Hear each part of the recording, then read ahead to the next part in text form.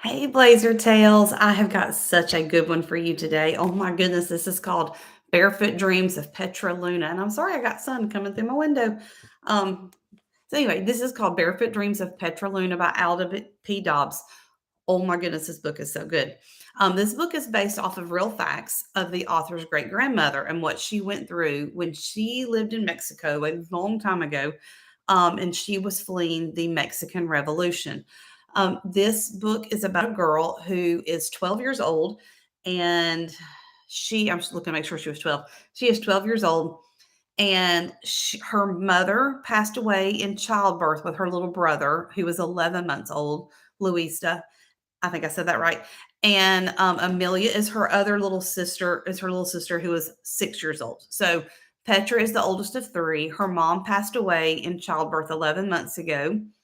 Her dad, 6 months ago, was taken by these people called the Federals, these soldiers who are in power right now. There's a dictator that is controlling everything that people do in Mexico, and if you don't agree with them, they'll just kill you.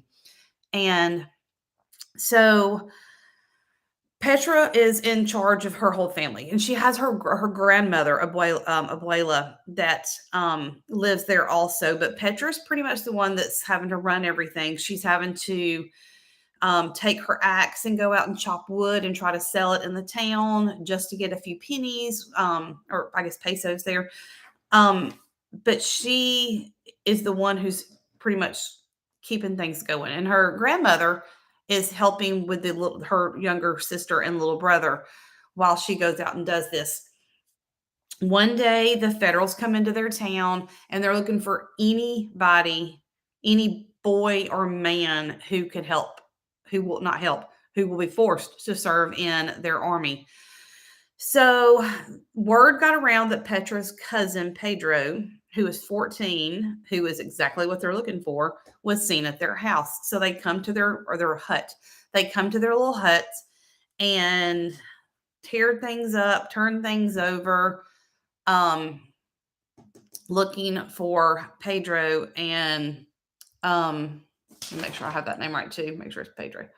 Pretty sure. No, I'm sorry, Pablo. Pablo is his name.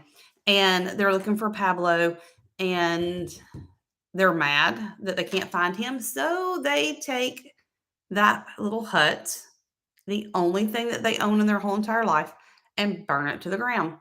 They tell this little boy, who is like little boy who they have forced to be in their army, to kill them and burn the house down. So he warns them because he does not want to kill them. So he warns them and gets them to run away before he sets the house on fire. And they have to flee. They have absolutely nothing but the clothes on their back. They have no shoes. They have to go across the hot, scorching, dangerous desert by themselves with an old grandmother, a little baby, Petra, and her sister. And it is tough. It is dangerous in this desert.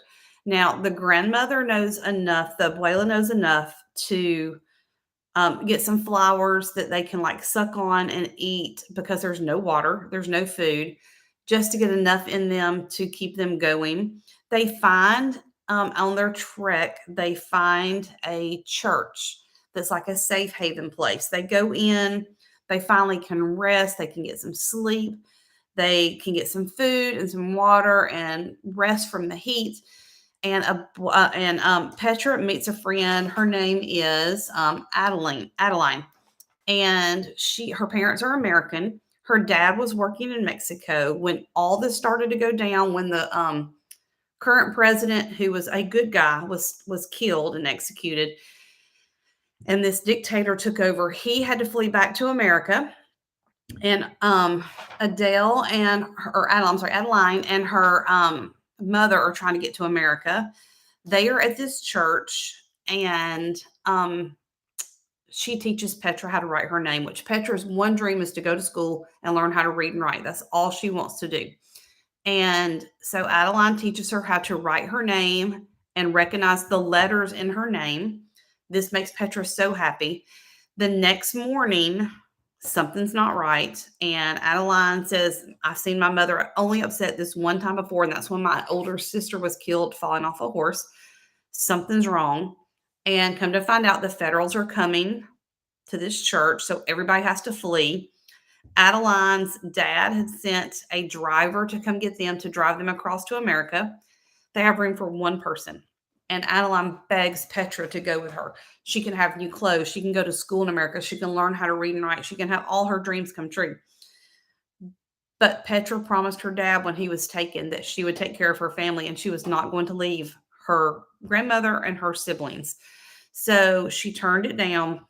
They have to go on a trek again. This time is worse. It's longer.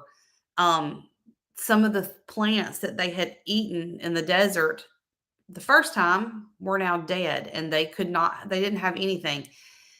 Petra had got to a breaking point when she just lost it. Her abuela calmed her down, got her to kind of get in touch with the earth again. And she said, if you'll just listen to the earth, it will help you. And it did. She saw a creek bed. It was dry, but it was a creek bed. They went to it. The further they went, they finally found a watering hole where they could get water. But by this point, her little brother was very sick. He had a fever. He was extremely hot. They saw a town off in the distance. Petra grabbed her brother, took off to the town. The doctor in town refused to help her because she had no money. So she was sitting there.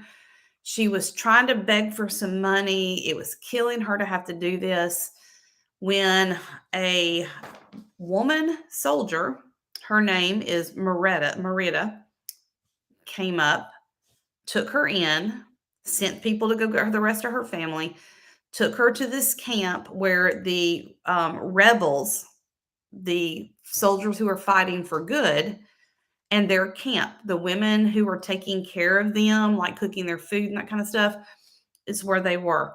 They were seen by a doctor. Her little brother got better. They got medicine for their feet because their feet were just raw and bloody.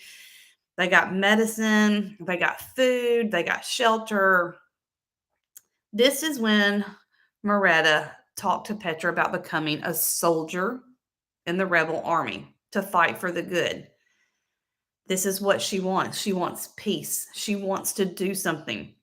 She is about ready to do it, even though her abuela does not want her to, when an accident happens. And it kind of shakes Petra to the core. And even though she knows she wants to be a soldier, she knows her family comes first. And becoming a soldier, even though it means a lot of good money, it means that she would have to leave her family. So she has to decide, is she going to keep going and try to get to America and get her family safe? Or is she going to join the army? I'm not going to tell you what happens. You'll have to finish reading this book to find out. Barefoot Dreams of Petraluna was a book I got last year. It came out last September. I read it like in a day or two. It was amazing. But then life happened, and I did not get my book review, my book done. It takes a lot for me to get this done. Like I put a lot into a book review, and I just didn't get it done. And now the second book is coming out in September, and I'm like, I never let this book go out of my heart. So I'm like, I have got to get this book reviewed. So Barefoot Dreams of Petraluna, do not miss it. This book is absolutely amazing. Thanks, and I'll see you in the next one.